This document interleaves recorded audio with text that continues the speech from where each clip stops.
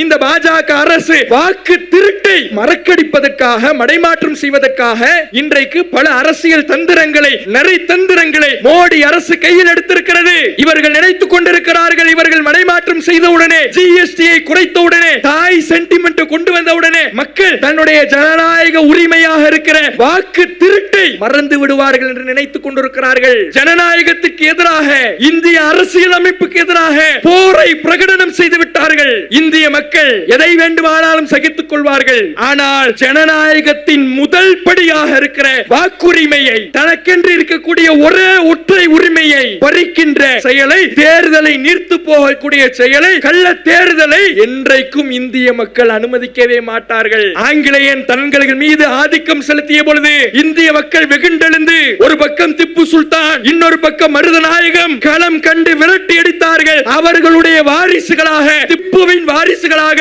மருதநாயகத்தின் வாரிசுகளாக இந்திய மக்கள் இந்த ஆரிய படையை விரட்டி அடிக்க தயங்க மாட்டார்கள்.